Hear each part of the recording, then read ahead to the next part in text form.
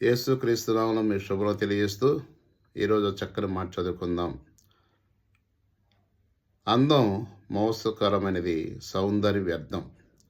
అయితే మనం ఎక్కువగా కోరుకునేది ఏంటంటే అందాన్ని కోరుకుంటాం, సౌందర్యం కోరుకుంటాం, అంతరంగాన్ని కోరుకోం. అయితే యెహోవాయందు భయభక్తులు కలిగిన స్త్రీ ఎలా ఉంటుందంట? అందంగా ఉంటుంది. ఏ అందం? బహిరంగ అందం కాదు కానీ అంతరంగంలో తన అందంగా ఉంటుందన్నమాట. అంటే తన కుటుంబం కట్టుకుంటంలో, పిల్లలు పెంచట్లో కదా, మరి ఇతర విషయాల్లో కూడా ఇతరులకు మేలుకరంగా దేవుని మహిమార్థంగా ఉండాలి. ఎప్పుడు ఉంటారంటే దేవుని యందు భయభక్తులు కలిగి ఉండాలి. ఎవరైతే దేవుని యందు భయభక్తులు కలిగి ఉంటారో వారందరూ కూడా చక్కని కుటుంబాన్ని కట్టుకుంటారు. ఈ దినాన ఒకరిని అర్థం చేసుకుంటారు. ఇది నీది, ఇది నాది, ఇది నీది, ఇది నాది. భార్యాభర్తలు ఒకటైనాక, ఏక శరీరం అయినాక నీది నాది ఉండదండి. మనది అనేది నేర్చుకోవాలి.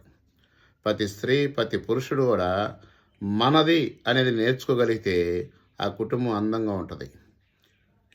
అది నలుగురు షేర్ చేసుకోవాలి. ఏదన్నా ఆ కుటుంబంలో నలుగురు షేర్ చేసుకుంటే చాలా అందంగా ఉంటుంది. కనుక అందం మోసకరమైనది, సౌందర్యం వ్యర్థం. వాడిని చూడవాకు. అందుకని ఒక చక్కని మాట ఉన్నది, నేను నల్లనైనను సౌందర్యం కలిగినదంట.